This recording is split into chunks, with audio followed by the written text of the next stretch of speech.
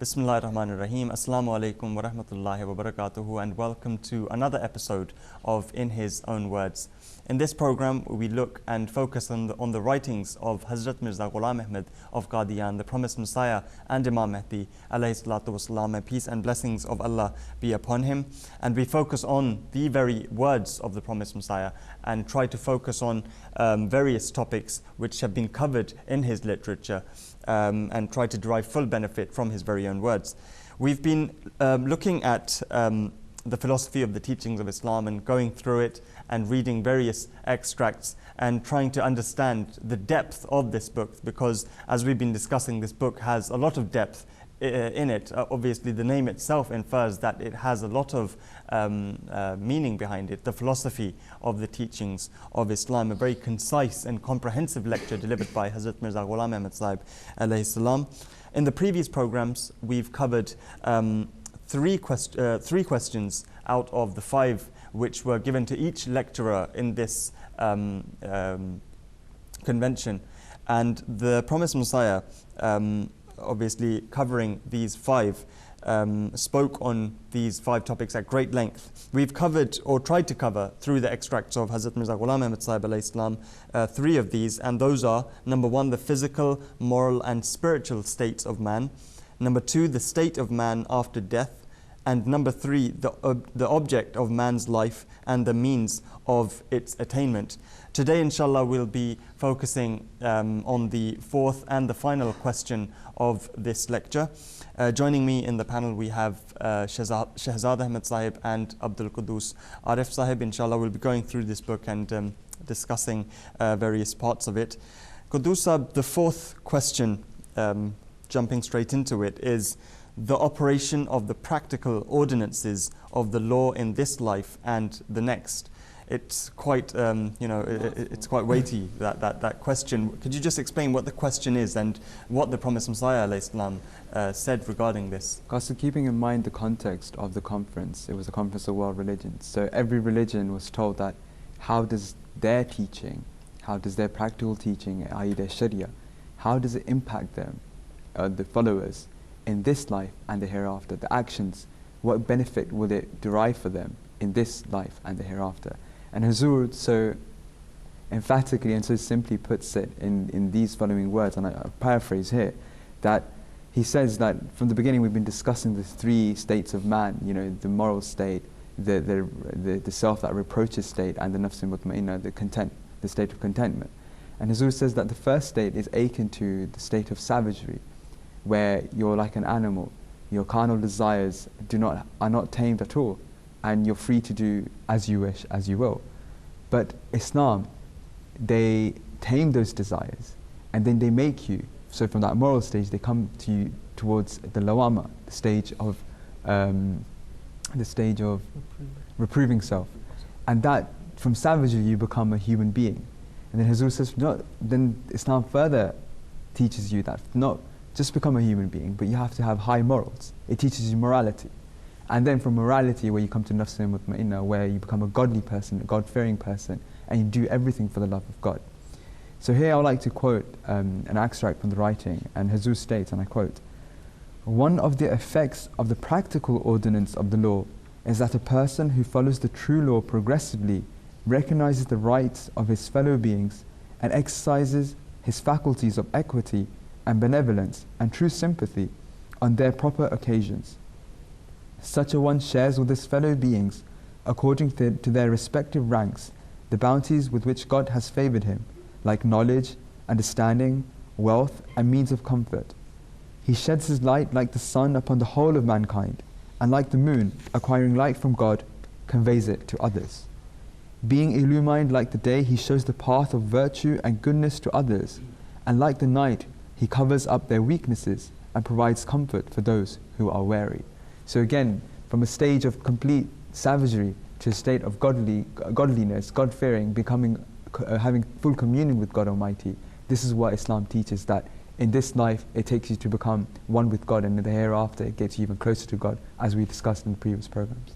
I think those are the qualities or the characteristics that Hazrat Masih Maud mentions about all these various natural elements and these natural objects that surround us, for instance the sun and the moon and the night that covers the earth.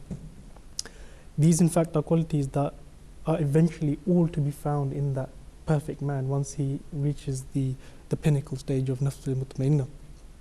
And that is why in this context the Holy Quran, in the Holy Quran, Allah the Almighty calls on to witness, or calls to witness these various elements in reference to that perfect man. For instance, an example as Masih Maud ﷺ gives in this book is of Surah Shams, which is the 91st chapter of the Holy Quran, in which all these various natural elements and objects, these are being called into witness, as to show that these are the qualities that can then be found within that perfect man. However, as Masih Maud ﷺ draws a distinction, or it clarifies one thing which is very important, and that is that there is a difference between the calling to witness of between a man and when Allah the Almighty calls objects into witness. And as Masih Maud ﷺ says, and I quote, he says that the divine manifestations are of two types. One, those that are obvious and concerning which there is no controversy. Secondly, there are those divine manifestations which are inferential, concerning which people differ and can fall into error. By calling to witness the obvious phenomena, God Almighty's purpose is to establish by their evidence His inferential manifestations. And he goes on to say, it is obvious that the sun and the moon and the day and the night and the heaven and the earth possess the respective characteristics that we have mentioned. But everyone is not aware of the characteristics possessed by the human soul. Thus God has set forth His obvious manifestations as witness for the purpose of explaining His inferential manifestations.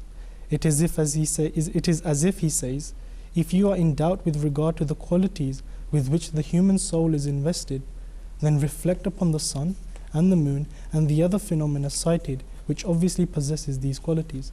So we can clearly see that these qualities around us, within the sun and the moon and the night that covers the earth, all these qualities that we can visibly see, and we see them every day in our day-to-day lives, these are then manifested all together within a person as well when he reaches the pinnacle state, or the highest state, which is known as the nafs al-mutmainnah. Absolutely. I think Hazur even further goes on to say, and I like to quote here, so in these oaths God Almighty draws attention to this firm and eternal law of nature, and calls for reflection upon it, that all the vegetation of the earth depends upon the water of heaven. Thus, for the hidden law that governs divine revelation, the obvious law of nature is a witness. So we're talking about those bearing witness. And he further states, then try to derive benefit from the testimony of this witness, and do not make reason alone your guide, for it is not a water that can continue without heavenly water, as it is a characteristic of heavenly water that it pulls up the water of all the wells, whether it falls directly into the well or not. In the same way, when a recipient of divine revelation appears in the world, then, whether a wise person follows him or not, reason is illumined and clarified to a degree not witnessed before. People begin to search for the truth, and their faculty of reflection is stirred up from the unseen.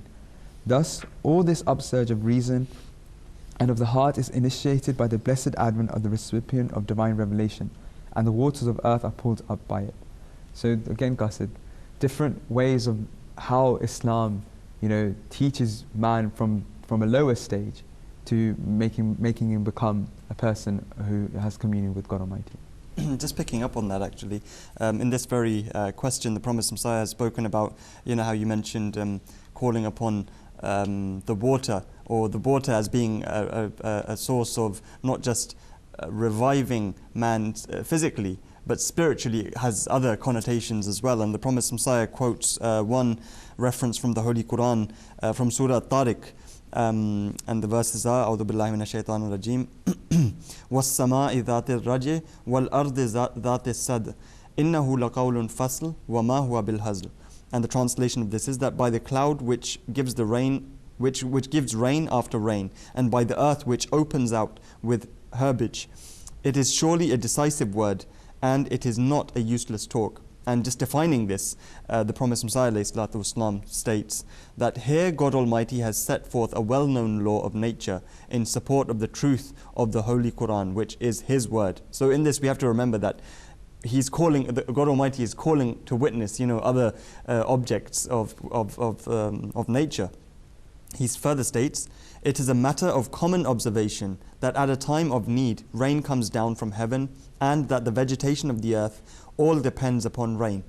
When rain is held back, then gradually the wells also dry up, also run dry, so that the water in the earth also depends upon rain from the heaven. That is why, in the rainy season, the level of the water in the wells also rises, the reason for which is that heavenly water exercises a pull upon earthly water. The same is the relationship between divine revelation and human reason. Divine revelation is heavenly water, and reason is earthly water, which revives sustenance from heavenly water. When heavenly water, that is to say, divine revelation, is held back, the earthly water also dries up gradually.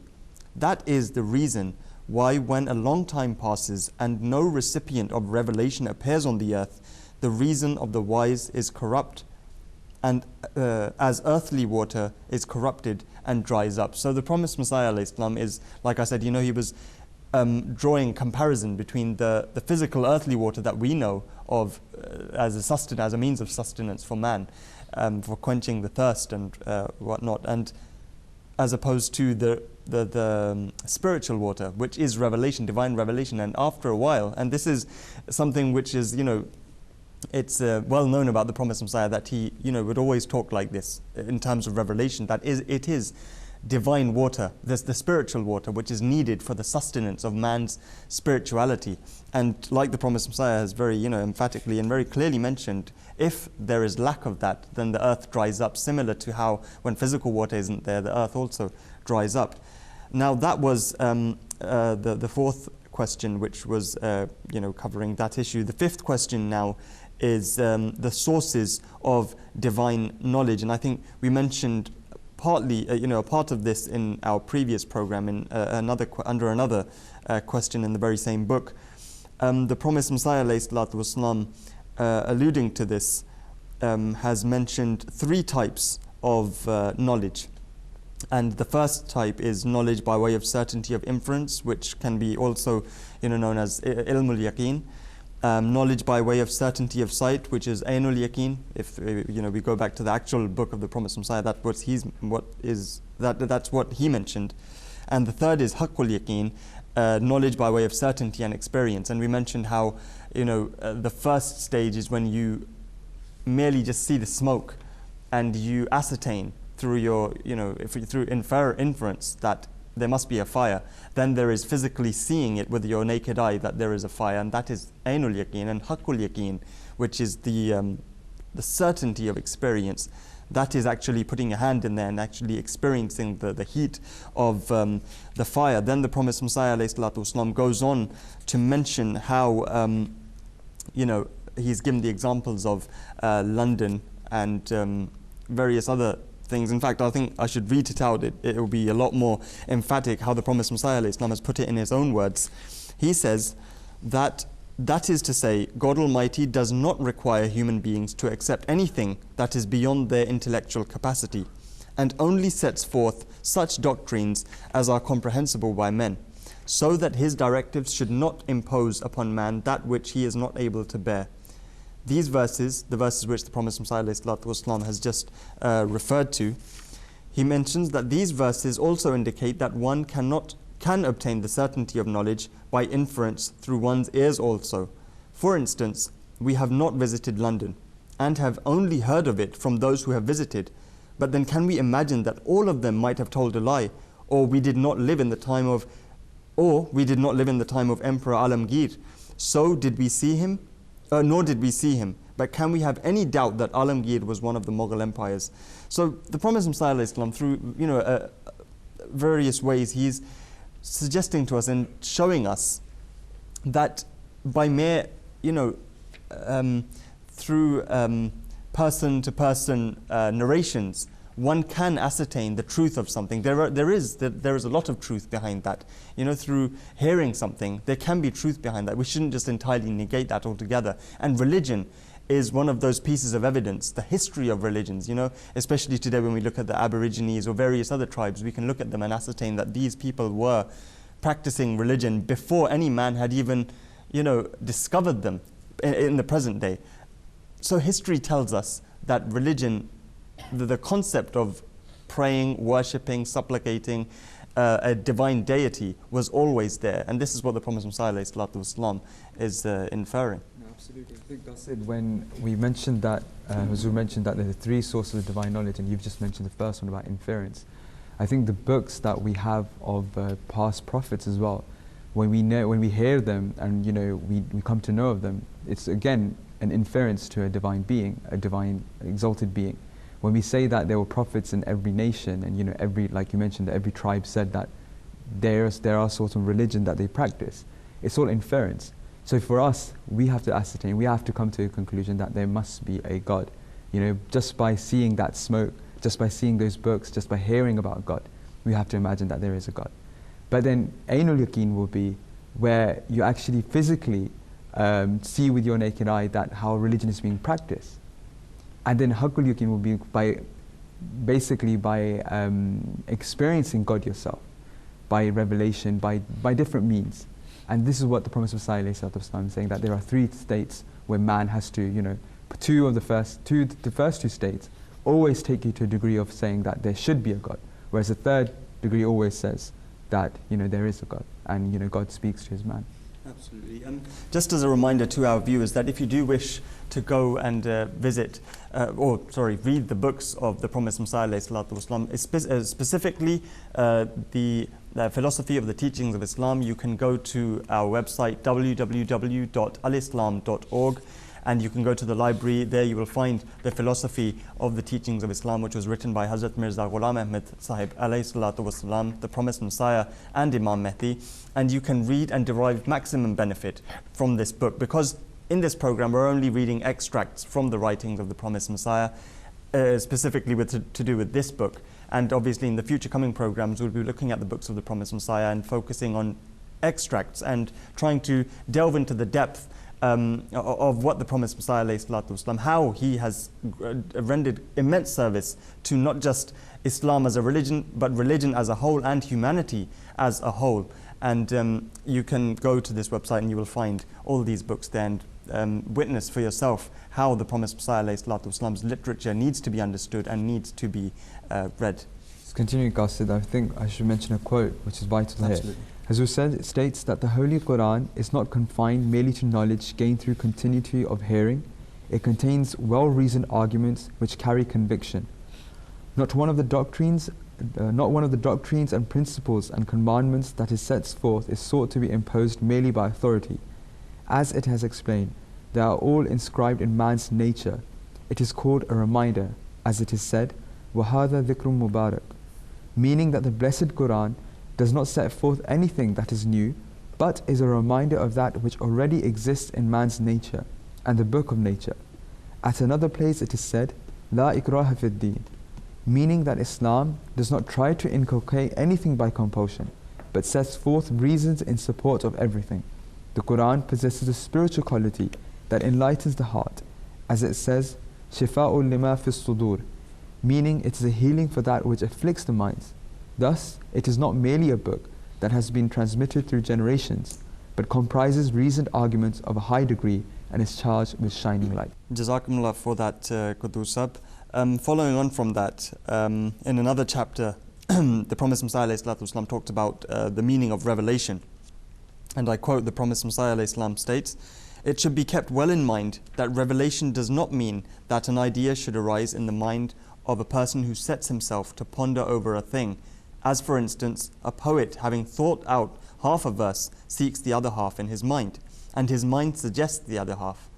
This is not revelation, but is the result of reflection in accordance with the law of nature." And further on, the Prophet Messiah states, regarding the description of revelation, he states, "What then is revelation? It is the living and powerful converse of the holy and mighty God with a chosen servant of his, or with one whom he designs to make his elect. When this converse starts in an adequate and satisfactory manner, being altogether free from the darkness of false concepts, and is not composed merely of a few inadequate and meaningless words, and is full of delight and wisdom and grandeur, then it surely is the word of God with which he designs to comfort his servant and to manifest himself to him." So just shedding light on what revelation is. You know, it's not necessary that a person who merely just has a thought put into his mind, that is revelation. And I think the Promised Messiah, not, you know, for sure, definitely the Promised Messiah is speaking from experience when he says this, and he has full experience. Obviously, we'll cover that in a short while, but the Promised Messiah is emphasizing what the definition of a revelation is and how meaningful it is. That's another, you know, great significant point that the Promised Messiah ﷺ then makes in this lecture. And given the context of this lecture that is taking place in the midst of other religious leaders who at the time were, you know, declaring that God no longer speaks, which is through the medium of revelation. Here, as the Masih Maud ﷺ is speaking about the reality of revelation, and then he goes on to say that, and I quote, he says that Islam has always produced persons of this rank. He now is presenting a living religion. Not only is he talking about the qualities of Islam and what is the concept of revelation, he's then saying that in Islam, the God of Islam still speaks to the Muslims today. So he says, Islam has always produced persons of this rank. It is Islam alone in which God approaches a servant and holds converse with him and speaks inside him. He builds his throne in the heart of such a one, and pulls him from inside towards heaven. He bestows upon him all the bounties that were bestowed on those before him. It is a pity that the blind world does not realize how far a person can reach in nearness to God. So in the context of this, he's trying to say that even today in Islam, people can be recipients of divine revelation and can receive those bounties and that pinnacle state of man. And then Hazrat Masih Maud ﷺ goes on further and says that he presents himself as a living example before the gathering there, and says that God speaks to me.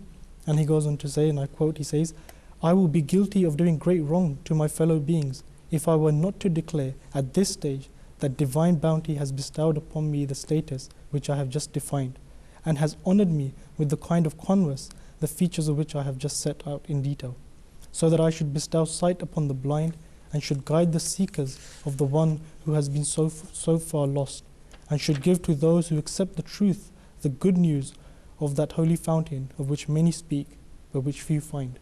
So here's the Masih Maud ﷺ, he's speaking about the fact that Allah the Almighty speaks to his righteous servants who attain that pinnacle state, which we were referring to in the earlier programs as well as Nafs Mutmainna. He says that Islam continues throughout the ages, has produced people as such who have been recipient of divine revelation, have been a proof of the existence of God and that God is in direct communion with them, and then presenting a living example in his own self in the midst of that gathering and saying that God speaks to me, and all those details that I have mentioned, they all apply to me as well. So this is an emphatic lecture in which Hazrat Masih Maud ﷺ presents himself as an example of the evidences that he gives. I think that's the proof that bears the most testimony, the most emphasis on this, that the grandeur, the status of the Promised Messiah ﷺ is in itself, you know, a living proof of this. Because just picking up how the lecture ends is also very, it's an amazing way how Zur ends it, is that he gives the example of the Holy Prophet of Islam sallallahu alaihi wasallam. He speaks about his great morals, where at two occasions, you know, the time where the Holy Prophet sallallahu alaihi wasallam was subjected to persecution when he was residing in Mecca for 13 years, and what high resolve and high moral qualities he showed to the disbelievers, even when he became the conqueror of Mecca, and how he forgave them. So the two times where he had power and where he had no power, the high moral qualities that Hazur presented. And it just shows you that what kind of nafs mutma'inna was the Holy Prophet sallallahu alaihi wasallam. Hence, the Hazrat Masih Maud alayhi salatu wasalam gives his example. I would like to quote here something with regards to the Holy Prophet sallallahu alaihi wasallam, and he states that, in short, the true meaning of the verse cited above, we're talking about the Holy Prophet sallallahu alaihi wasallam mentioned in the Quran. He says that in short, the true meaning of the verses cited above is that the Holy Prophet, peace and blessings of Allah be upon him, out of true sympathy, had devoted his life to labor for the welfare of mankind, and through supplications and exhortations, and enduring their persecution, and by every proper and wise means, had laid down his life and sacrificed his comfort in the cause. As God the Glorious has said, لَعَلَّكَ بَاخِعٌ نَفْسَكَ أَلَّا يَكُونُوا مُؤْمِنِينَ فَلَا تَذْهَبْ نَفْسُكَ عَلَيْهِمْ حَسَرَاتٍ. Happily thou wilt risk death, grieving that they do not believe, and let not thy soul waste itself in citing after them. think Thus- these are two separate references. Yeah, these are two separate. Thus, the wise way of laying down one's life in the service of one's people is to endure hardship in their service in accord with their beneficial law of nature, and to spend one's life working out appropriate projects to that end, and not to strike one's head with a stone because of the perilous situation of one's people, resulting from their errors or afflictions, or to depart this life after swallowing 2 or 3 grains of strychnine, imagining that through this absurd device one will open the way of salvation for one's people. This is not a manly method, but is a feminine tendency. It has always been the way of faint-hearted people that, finding themselves unable to endure hardship, they run towards suicide. Whatever explanation may be offered in respect of it, there can be no doubt that such action is sheer folly. Again, describing the exalted character of the Holy Prophet ﷺ, where he didn't give up, he kept praying for his nation, and look, he became the conqueror. And not just a conqueror who, physically conquered Mecca, but through his benevolence, through his forgiveness, he won people's hearts, and they all became Muslims. Absolutely. And just adding on from that, you mentioned towards the end of the book, immediately after this, the Promised Messiah, like you mentioned, he was mentioning the 2 parts of the Holy Prophet ﷺ's life where he had, when he was persecuted immensely, and then when he was bestowed power from God Almighty. The Promised Messiah ﷺ has mentioned how in the initial stage Muslims had been expelled from their ancestral homes, and many of the Muslim men and women had been martyred in front of their beloved ones, etc. And the wrongdoers were not prepared to restrain from their wrongdoings at all. The Promised Messiah ﷺ regarding this states, in these circumstances, if Islam had not had recourse to measures of self-defense, thousands of innocent women and children would have been slaughtered, and an end would have been put to Islam. So pretty self-explanatory, if God Almighty had not given the provision to self-defend, Islam would not be as we see it today. We wouldn't be sitting here having this program. Nothing would remain of Islam. The Promised Messiah ﷺ further states that it is a great error on the part of our opponents that they imagine that revealed guidance must under no circumstances inculcate resistance to the enemy, and should always demonstrate its love and mercy by way of meekness and gentleness. Such people imagine that they display great reverence for God, the Lord of honor and glory, by attributing to him only the qualities of gentleness and tenderness. He further goes on to state, but that mercy does not manifest itself by way of gentleness and tenderness in all circumstances. Out of pure mercy, like an expert physician, it sometimes administers a sweet draught to us, and at other times it prescribes a bitter medicine for us. Divine mercy deals with us as each of us deals mercifully with his body. So the Promised Messiah ﷺ, Hazrat Mirza Ghulam Ahmad Sahib, is stating very emphatically how initially he's stating how if Islam had not defended itself, or if God Almighty had not given the provision, like I've just mentioned, Islam would not remain.